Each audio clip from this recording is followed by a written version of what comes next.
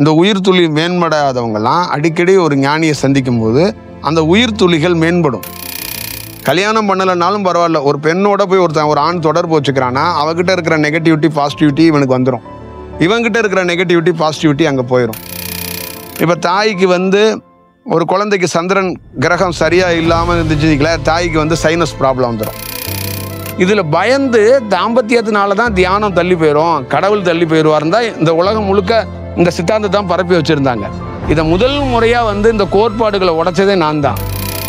வெவ்வேறு விதமான கிளாஸு, இந்த ஆண் பெண் சேர்ந்தே பெரிய நீங்கள் தியானத்தில் உயர்ந்த நிலையெல்லாம் அடைச்சிடலாம், அந்த மாதிரி ஒரு ஆசை வார்த்தைகள், இந்த குண்டலினி சக்திகளை பற்றி ஆசை வார்த்தைகள், அதனால எந்த ஒரு ஆண் பெண்ணுக்கு யூஸும் இல்லை.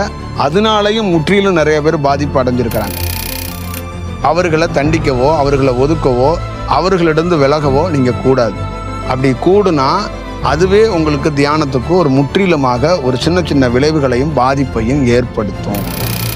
அப்போ அந்த இறைவனுக்கு தெரியாதா, தியானமே வராத ஒரு பெண்ணோட ஒரு தியானம் வர்ற பையனை உருவாக்கி கொடுத்துருக்கிறோமே, அவன் தியானம் பாதிக்கப்படாதா, அவன் வாழ்க்கை பாதிக்கப்படாதா? அப்போ நான் சிங் ஆணுச்சுன்னா இவன் எப்படி வளருவான்னு தெரியாதா? ஆனால் ஒரு பொழுதும் ஒரு பெண்ணுக்கு தீங்கோ, ஒரு பெண்ணை தள்ளி வைப்பதோ, ஒரு பெண்ணுடைய மனதை சலனப்படுத்துவதோ கஷ்டப்படுத்துவதோ நீ செய்யக்கூடாது. வாய்ப்பு கிடைச்சிருக்கு என்கிட்ட இருக்கிறதுக்கு, ஆனால் அதை பயன்படுத்துறதுக்கு தெரியலை. கணவன் இல்லாமல் வாழ்கிறது ஒரு சவால், கணவன் இருந்தும் இல்லாத மாதிரி வாழ்கிறது அதோட பெரிய சவால். ஒரு குருவை நம்புறேன்னா அந்த குருவை மட்டும்தான் ஃபோக்கஸாக நம்பணும்.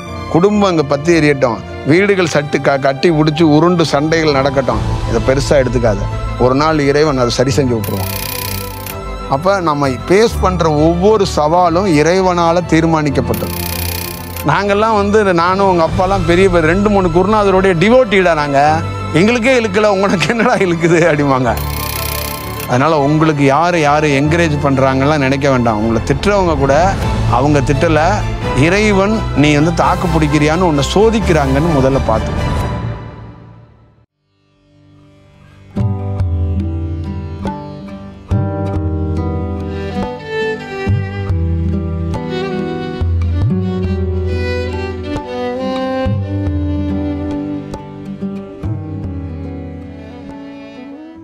வீட்டுக்கார் பண்ணாததுக்கு 1000 காரணங்கள் இருக்கும். அப்போ நீங்கள் பண்ணுறதுக்கு உங்களுடைய அலைவரிசை, அதான் சொல்கிறேன்ல, உங்களுடைய செயல் வேறு, அவருடைய செயல் வேறு.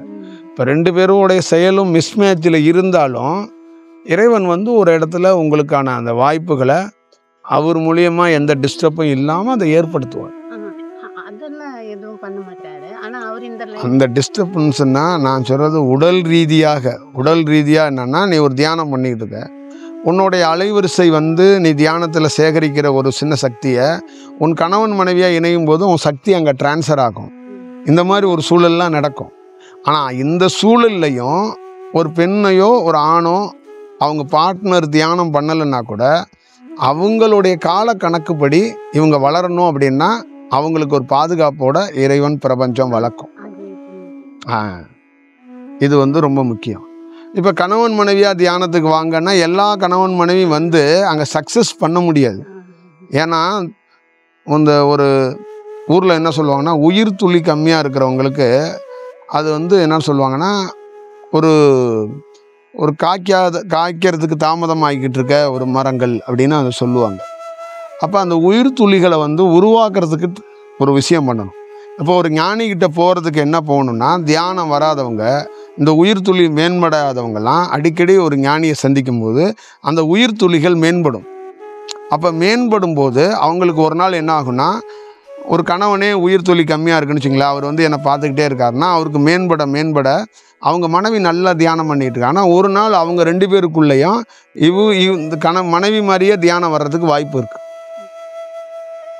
இதே மாதிரி தான் பெண்ணுக்கும். இப்போ நான் சொன்னதை எல்லாரும் வீடியோ பார்க்குற இங்கே இருக்கிறவங்க எல்லாம் தெரிஞ்சுக்கங்க. மனைவிக்கு தியானம் வரலை, கணவர் நல்லா தியானம் பண்ணுறாருன்னு தயவு செய்து தாம்பத்திய வாழ்க்கையில் தள்ளி போடாதீங்க, அவங்கள கஷ்டப்படுத்தாதீங்க. ஏன்னா உன் தியானம் எப்பயுமே சீர்குலையாது. நீ உண்மையிலேயே இறைவனை நம்பி பயணிச்சன்னா அந்த பெண்ணோட நீ இருக்கிறதுனால உன் தியானம் பாதிச்சிடும். அந்த மாதிரி செல்ஃபாக எதுவும் யோசிச்சிடாத. நிறைய பேர்கிட்ட என்ன பிரச்சனைனா, ஒரு பெண்ணுக்கு தியானம் வராதுங்க, நான் பார்த்ததில்ல. ஒரு ஆணுக்கு நல்ல தியானம் வரும். அவர்கிட்ட சைக்காலஜி பிடிங்க என்னன்னு கேட்டிங்கன்னா, ஒரு ஆண் பெண் திருமணம் பண்ணோன்னா அவங்கக்கிட்ட இருக்கிற நெகட்டிவிட்டி பாசிட்டிவிட்டி வந்து ஒரு பெண்ணுக்கிட்ட போயிடும். பெண்ணுக்கிட்ட இருக்கிற நெகட்டிவிட்டி பாசிட்டிவிட்டி ஒரு ஆணுக்கிட்ட போயிருங்க. இது தாம்பத்தியத்தில் எந்த உலகத்தில் எந்த பெண் ஆண் ஈடுபட்டாலும் நடக்குங்க. கல்யாணம் பண்ணலைனாலும் பரவாயில்ல, ஒரு பெண்ணோட போய் ஒரு ஆண் தொடர்பு வச்சுக்கிறான்னா அவகிட்ட இருக்கிற நெகட்டிவிட்டி பாசிட்டிவிட்டி இவனுக்கு வந்துடும். இவங்கிட்ட இருக்கிற நெகட்டிவிட்டி பாசிட்டிவிட்டி அங்கே போயிடும். இதுதான் இந்த செயல் இப்படியே நடந்துக்கிட்டே இருக்கும். இப்போ கணவன் மனைவி வாழ்க்கைக்குள்ள கணவன்கிட்ட இருக்கிற அந்த ரிஃப்ளெக்ஷன், துன்பம், துயரம் இதெல்லாம் மனைவிக்கு ரிஃப்ளெக்ட் ஆகும். மனைவிக்கிட்ட இருக்கிற துன்பம், துயரம் எல்லாமே ரிஃப்ளெக்ட் ஆகும். இப்போ மனைவிக்கிட்ட இருக்கிற கிரக ரீதியாக இருக்கிற செயலும் கணவனுக்கு ரிஃப்ளெக்ட் ஆகும். அதே மாதிரி இவங்க 2 பேர் சார்ந்த இந்த குழந்தைங்கள்கிட்ட இருக்கிற துன்பம், துயரம், கர்ம வினைகள், உள்வினைகள், அவங்க ஜாதகத்தோட விஷயமும் தாய் தந்தைக்கு ரிஃப்ளெக்ட் ஆகும். இப்போ தாய்க்கு ஒரு குழந்தைக்கு சந்திரன் கிரகம் சரியாக இல்லாமல் இருந்துச்சுங்களா, தாய்க்கு சைனஸ் ப்ராப்ளம் வந்துடும். புரியுதுங்களா? அப்போ இதெல்லாம் ஒன்றா இணைக்கப்படுது. அப்போ அதே மாதிரி ஒரு கணவன் நல்லா தியானம் பண்ணுறான், அப்போ மனைவி தியானம் பண்ணலன்னா இவன் தியானத்தில் என்ன செயல்களை பெறானோ, என்ன அலைவரிசை பெற்றிருக்கானோ, தாம்பத்தியத்தில் ஈடுபடும் போது இவனோட அலைவரிசை அந்த பெண்ணுக்கு கொஞ்சோண்டு பரிமாறும், இங்கேருந்து போகும் அந்த அலைவரிசை. அவள் தியானமே பண்ணாதனால என்ன ஆகும்னா அவளுக்கு உடல் உபாமைகளும் சைடு எஃபெக்ட்டும் வரும். அவளுக்கு என்னன்னே தெரியாது.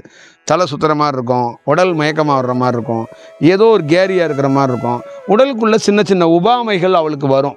ஏன்னா இவருடைய நார்மலாக ஒரு ஆண் எப்பவுமே வெப்பத்தன்மை கொஞ்சம் இருக்கும். ஆனால் தியானம் பண்ணுற ஆண்களுக்கு அதிகமான வெப்பத்தன்மை இருக்கும். அப்போ தாம்பத்தியத்தில் இருக்கும்போது அந்த வெப்பத்தன்மைகளோட தீவிரத்தினால அந்த பெண்ணுக்கு கொஞ்சம் உபாமைகள் ஏற்படும். ஆனால் இந்த விஷயத்துக்குள்ளே அந்த பெண்ணுக்கு தியானம் கிடைக்காது. ஆனால் அந்த பெண்ணுக்குள்ளே ஒரு விஷயம் கிடச்சிருக்கும், அதை பயன்படுத்த தெரியாது. தனக்குள்ளேயும் ஒன்று கிடச்சிருக்கு கணவன் மூலியமாங்கிறதையும் தெரியாது. அப்போ பல நாள் அந்த பெண் போராடுவாள். ஆனால் அந்த இடத்துக்குள்ளே ஒரு ஆணாகப்பட்டவன் என்னன்னா, அவன் வளர்ச்சியில் இருக்கிறான்ல, அவன் தியானத்தில் வளர்ச்சியில் இருக்கான்ல, அப்போ வளர்ச்சி இல்லாத ஒரு பெண்ணோட தொடர்பு இருக்கும்போது அந்த ஆண் என்ன பண்ணுவான்னா அந்த வளர்ச்சியை பிடிக்காது, அவனுக்கு பிடிக்காமல் போயிடும். ஏன் பிடிக்காமல் போயிடும்னா அந்த தாம்பத்தியத்தை அவன் தவிர்க்க தான் பார்ப்பான். ஏன் தவிர்க்கிறன்னா அது ஒரு சோல் மாதிரி இருக்காது. இவனுடைய தியானத்துக்குள்ளே இருக்கிற அலைவரிசையும் அந்த பெண் நார்மலாக இருக்கிறதுனால அந்த தாம்பத்தியத்துக்குள்ளே இவனுக்குள்ள ஒரு செயல்பாடுகள் கரெக்டாக இருக்காது அவனுக்கு. அப்போ என்ன பண்ணுவான்னா இந்த தாம்பத்தியத்தை விட்டே வெந்துடணும் அப்படிங்கிற மாதிரி நிறைய பேருக்கு தோணும். ஆண் தனிப்பட்ட முறையில் தியானத்தில் பெருசாக இருந்தாலும் சரி, பெண் தனிப்பட்ட முறையில் இருந்தாலும் சரி, தனிப்பட்ட முறையில் அவங்கள போய் கேட்டிங்கன்னா இந்த தாம்பத்திய வாழ்க்கையை விட்டுறலான் இருக்கேன், இதிலே நான் விலகிடலான் இருக்கேன் அப்படிம்பாங்க. அதே ஒரு கணவன் மனைவியாக தியானம் பண்ணிக்கிட்டே 2 பேரும் ஒரே தியானத்தில் இருக்கிறாங்கன்னா இந்த தாம்பத்தியத்தை விடணுங்கிறத சேர்ந்து வேணால் விடுவாங்க. ஆனால் தாம்பத்தியத்தில் இருக்கிறதுனால எந்த குறையும் இல்லைங்கிறத ரொம்ப டீட்டெயிலாக அவங்களால உணர முடியும். இதில் பயந்து தாம்பத்தியத்தினால தான் தியானம் தள்ளி போயிடும், கடவுள் தள்ளி போயிடுவார்னு தான் இந்த உலகம் முழுக்க இந்த சித்தாந்தத்தை தான் பரப்பி வச்சுருந்தாங்க. இதை முதல் முறையாக இந்த கோட்பாடுகளை உடைச்சதே நான் தான். அப்போ கணவன் மனைவியாக இருந்து தியானத்திற்கு பாதிப்பு இல்லை. இது நிறைய சித்தர்கள் பாடல்களில் இருக்கலாம், நிறையா எழுதப்பட்டிருக்கலாம். ஆனால் இது வகுப்பாக நேரடியாக மக்கள்கிட்ட போய் சேர்றதுக்கு மாதிரி கணவன் மனைவிக்கிட்ட யாரும் சொல்லலை. அவங்க சொல்லப்பட்ட விதங்கள் எல்லாமே வெவ்வேறு விதங்கள், வெவ்வேறு விதமான கிளாஸு. இந்த ஆண் பெண் சேர்ந்தே பெரிய நீங்கள் தியானத்தில் உயர்ந்த நிலையெல்லாம் அடைஞ்சிடலாம், அந்த மாதிரி ஒரு ஆசை வார்த்தைகள், இந்த குண்டலினி சக்திகளை பற்றி ஆசை வார்த்தைகள், இந்த கணவன் மனைவிக்குள்ளே இருக்கிற நம்ம ஓசோ மாதிரி ஆட்கள்லாம் நடத்திய தியானங்கள், இந்த மாதிரி வெரைட்டியாக இருக்கிற செயல்கள் எல்லாம் பண்ணியிருக்காங்களே கொஞ்சம். அதனால எந்த ஒரு ஆண் பெண்ணுக்கு யூஸும் இல்லை. அதனாலையும் முற்றிலும் நிறைய பேர் பாதிப்பு அடைஞ்சிருக்கிறாங்க, பெரிய துன்பத்தை சந்திச்சிருக்கிறாங்க. இப்போ நிறைய இடங்களில் இந்த மாதிரி நிறைய பிரச்சனைகள் இருக்குது. இயற்கையாக இறைவன் ஒரு கணவன் மனைவியை கொடுக்குறான். ஒரு ஆணுக்கு தியானம் வருது, ஒரு பெண்ணுக்கு தியானம் வரல. ஒரு பெண்ணுக்கு தியானம் வருது, ஒரு ஆணுக்கு தியானம் வரல. அப்போ அந்த இயற்கையோட மரபுகளோட சத்தியத்தோட ஒரு ஆணோ ஒரு பெண்ணோ நல்லா தியானம் பண்ணுறவங்க தன்னோட கணவனையோ மனைவியோ விட்டு பிரியாமல் காலம் வர்ற வரைக்கும் காத்திருந்தாங்கன்னா ஒரு இடத்துல அந்த மனைவிக்கு நல்ல தன்மையை உருவாக்கி கொடுப்பாங்க. அப்படி இல்லை அப்படின்னா அந்த மனைவியையே அந்த உணர்வுகள்லேருந்து அவங்கள விடுபட வச்சு அவங்களே நீ நல்லபடியாக இந்த தியானத்தை மேற்கொள்ளும், நானே உனக்கு பணிவிடை செய்கிறேன், நீ ஒரு வேலையை செய்யுங்கிறத தடுத்து ஆட்கொண்டு இவனுக்கான ஒரு வாய்ப்பை ஒரு பேச உருவாக்கி கொடுப்பாங்க. அது வரைக்கும் நீங்கள் தனிப்பட்ட முறையில் ஒரு ஆணோ ஒரு பெண்ணோ அவர்களை தண்டிக்கவோ அவர்களை ஒதுக்கவோ அவர்களிடந்து விலகவோ நீங்கள் கூடாது. அப்படி கூடுனா அதுவே உங்களுக்கு தியானத்துக்கு ஒரு முற்றிலுமாக ஒரு சின்ன சின்ன விளைவுகளையும் பாதிப்பையும் ஏற்படுத்தும். இதை பார்த்துக்கணும். இது நிறைய பேருக்கு புரியாது. இதை நீங்கள் புரிஞ்சுக்கங்க. இப்போ நல்லா ஞாபகம் வச்சுக்கோங்க, எனக்கும் என்னுடைய மனைவியும் சொல்லி தான் உங்களுக்கு சொல்லணும். அவங்களுக்கு தியானம் வராது, எனக்கு தியானம் வரும். இப்போ நான் தியானத்தை நோக்கி போகலை, தியானம் என்னை நோக்கி இயற்கையாக இறைவனால் கிடைக்கப்பட்டுச்சு. அவங்களுக்கு இதை பற்றி புரிதல் இல்லை. ஆனால் இறைவன், நல்லா ஞாபகம் வச்சுக்கோங்க, இந்த இடத்துல கடவுள் தான் நானும் என் மனைவியும் இந்த காலகட்டத்தில் சேர்ந்து வாழணுங்கிறத முடிவு எடுத்தது. அவங்க தாய் தந்தையும் என் தாய் தந்தையும் கிடையாது. உலகத்துக்கே தாய் தந்தையாக இருக்கக்கூடிய மேலே இருக்கிற பிரபஞ்சம்தான் இந்த பெண்ணும் இந்த ஆணும் சேர்ந்து வாழ்கிறாங்கன்னு முடிவெடுத்திருக்கிறாங்க. அப்போ எனக்கு மனைவியாக வந்திருக்காங்கல்ல, அவங்கள கொடுத்தது இறைவன். அப்போ எனக்கு தியானத்தை கொடுத்ததும் இறைவன். அப்போ அந்த இறைவனுக்கு தெரியாதா, தியானமே வராத ஒரு பெண்ணோட ஒரு தியானம் வர்ற பையனை உருவாக்கி கொடுத்துருக்குறமே, அவன் தியானம் பாதிக்கப்படாதா, அவன் வாழ்க்கை பாதிக்கப்படாதா? அப்போ நான்சிங் ஆணுச்சுன்னா இவன் எப்படி வளருவான்னு தெரியாதா? தெரியுமா தெரியாதா? அப்போ தெரிஞ்சுதானே கொடுத்துருக்கிறாரு. அப்போ அதில் நீ காத்து இருக்கணும். அப்போ எனக்கு என்ன ஆகி போச்சு, உங்களை மாதிரியே இந்த தாம்பத்திய உறவுலேருந்து விலக பார்க்குறேன், மனைவிக்கிட்டேருந்து விலக பார்க்குறேன், மனைவிக்கிட்டேருந்து கருத்து வேறுபாடுகளுக்குள்ளே பார்க்குறேன். அந்த புரிதல்களை ஏற்படுத்த என்னால் முடியலை. அப்படி ஒரு சூழலில் இருக்கும்போது தியானம் பண்ண அந்த புரிதலை மாற்றி, அந்த மாற்றத்தை மாற்றி எனக்குள்ளேருந்து இதுக்கான கிளாரிட்டியை கொடுக்கப்பட்டேன்.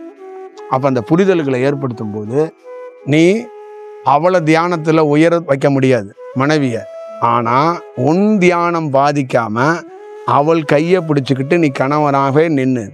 ஆனால் உன் தியானம் பாதிக்காது, அதை நான் பார்த்துக்கிறேன். அது எப்படி சரி செய்யப்படணும் அப்படிங்கிறது இறைவனாக தெரியும்.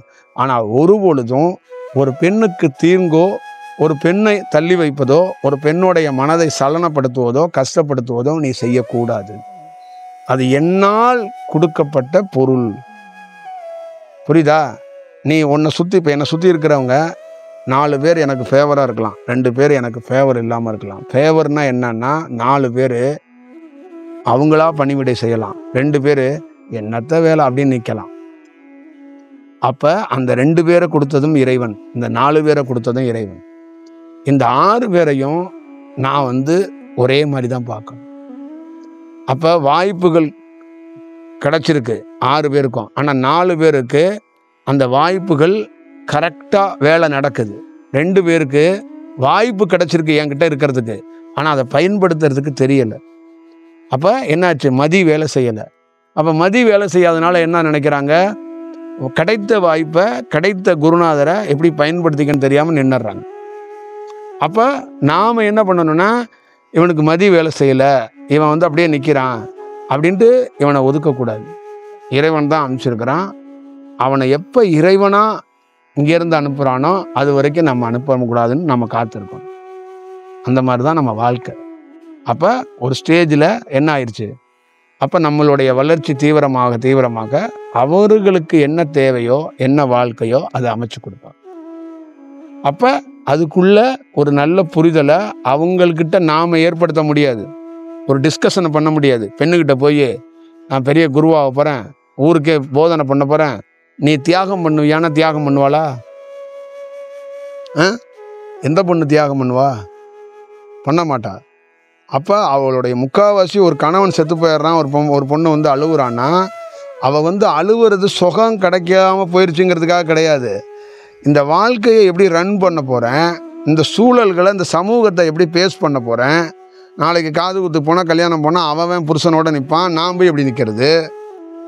அப்போ தினந்தோறும் எனக்கு ஒன்று வாங்கி என்னை அக்கறையாக ஒருத்தன் பார்த்துக்கிட்டானே, அதே மாதிரி இன்னொரு சூழலை என்னால் உருவாக்க முடியாது. அப்போ அந்த சூழலை நினச்சி ஒருத்தி ரொம்ப ஃபீல் பண்ணுறான். அப்போ அவளுக்கு என்னன்னா, அவள் தனிப்பட்ட முறையில் இண்டிபெண்ட்டாக சுதந்திரமாக அவளுக்கு ஒரு புது வாழ்க்கையை அமைக்க தான் கணவன் அனுப்பி வைக்கிறாங்க. நீ செத்து போராஜா, அவள் தனித்துவமாக வளரணும், அவள் தனியாக நிற்கணும் இந்த களத்தில், அவள் யாருன்னு அவளை ப்ரூவ் பண்ணுறதுக்கோ, அவளை யாருன்னு தெரிஞ்சுக்கிறதுக்கான ஒரு பேஸ் தேவைப்படுது. நீ கூட இருந்தனா அந்த பேஸை கொடுக்க மாட்ட. புரியுதா? நீ கூட இருந்தால் 8 மணிக்கு எல்லா வேலையும் முடிச்சுட்டு என் ரூமுக்கு வந்துடுன்னு சொல்லுவ. அது அவளுக்கு தேவைப்படலை. அதனால உன்னை நான் வந்து விடை பெற வைக்கிறேன் அப்படின்னு சொல்லி விடை பெற வச்சு தான் ஒரு பெண்ணுக்கு சுதந்திரத்தை கொடுக்கறது. ஆனால் ஒரு பெண்ணு அந்த சுதந்திரம் கிடைக்கிறதுங்கிறத தெரியாமலே அவள் போய் கைதியாக தான் விரும்புகிறாள். புரியுதுங்களா? அவள் கைதியாக தான் போகிறாள். அதே மாதிரி ஒரு ஆண் கல்யாணமே பல நாள் ஆகலைன்னா அவனுக்கு ஆல்ரெடி இறைவனால் சுதந்திரம் கொடுக்கப்பட்டிருக்கு. அவன் என்ன பண்ணுறான்னா, நான் எப்படியாவது ஜெயிலுக்கு போவேன்னு தான் பொண்ணு பார்த்துட்டு அலைகிறான். புரியுதா?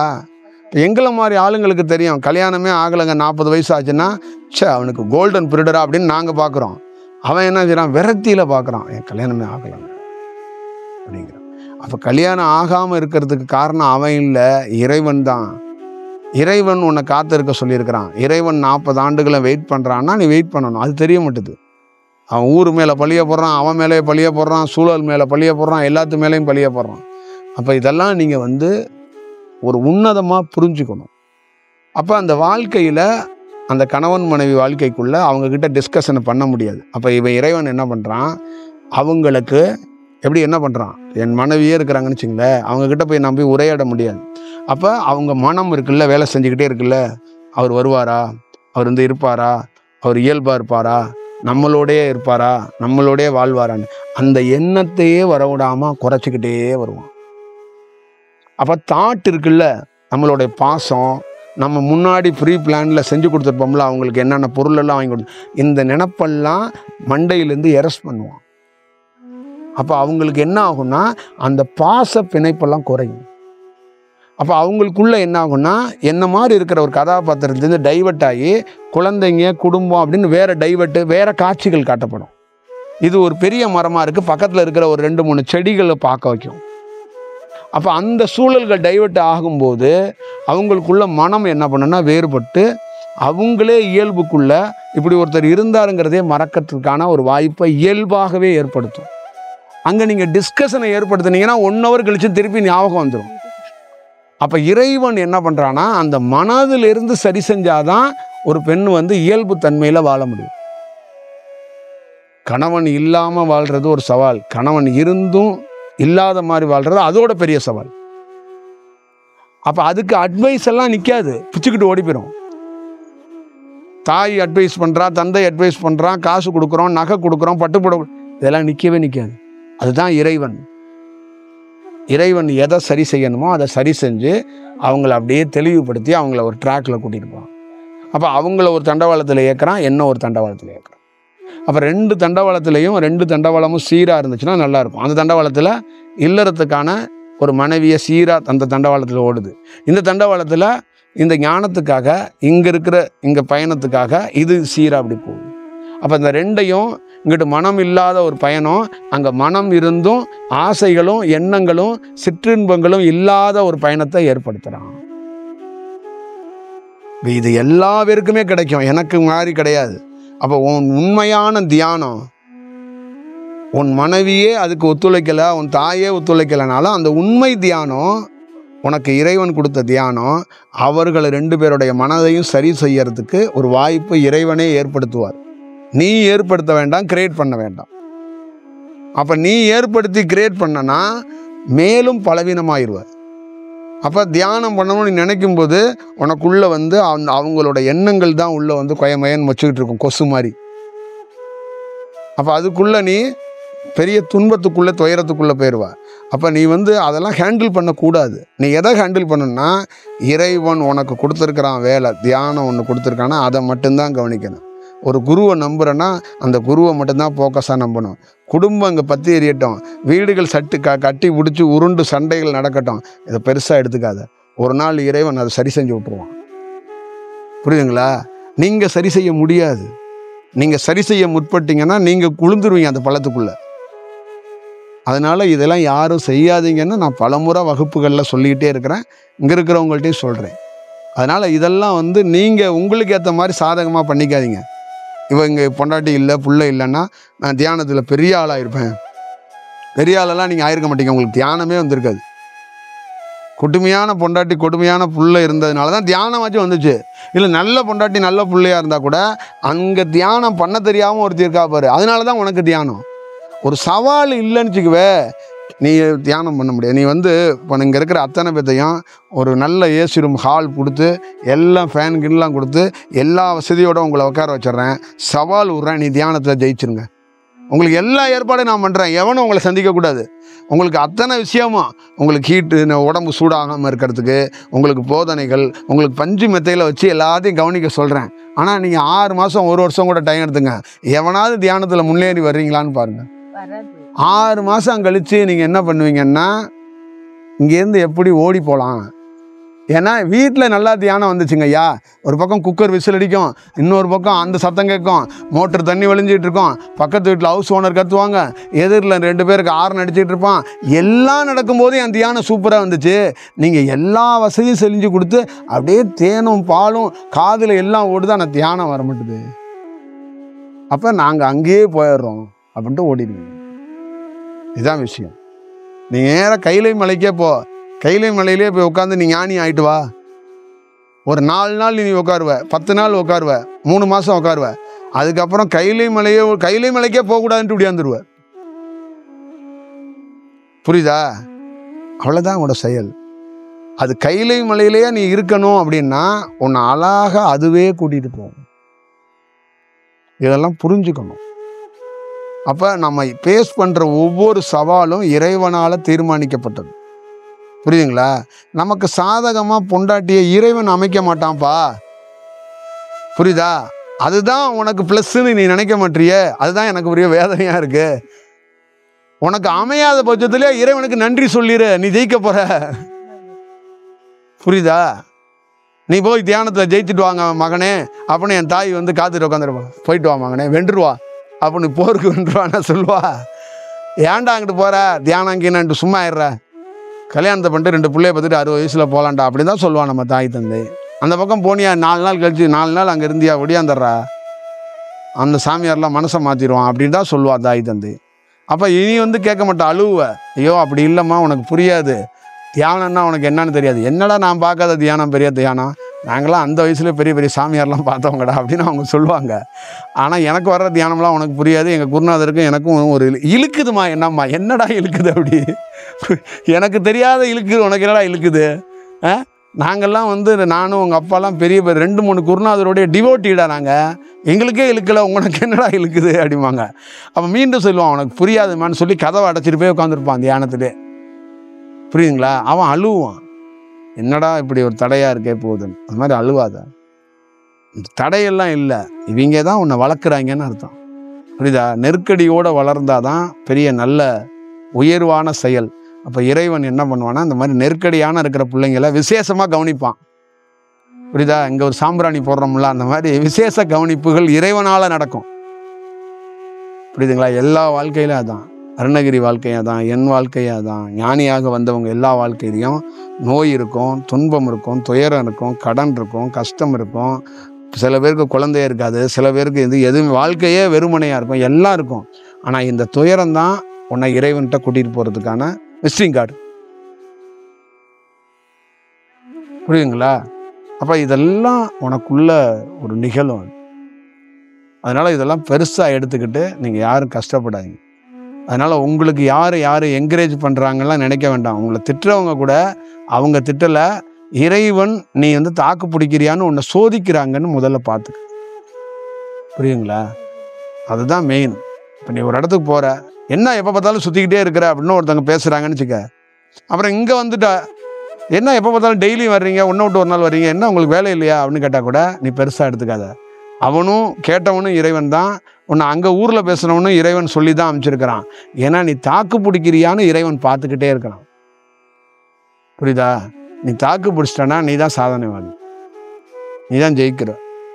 அதனால் இதெல்லாம் பெருசுப்படுத்தாதீங்க. ஆமாம், அதை ரொம்ப மெயினாக பார்த்துக்கணும். யாராக இருந்தாலும் சொல்கிறேன், நமக்கு சாதகமாக இருந்துச்சுன்னா நமக்கு கொஞ்சம் லேட் ஆகும்னு அர்த்தம் தியானம்.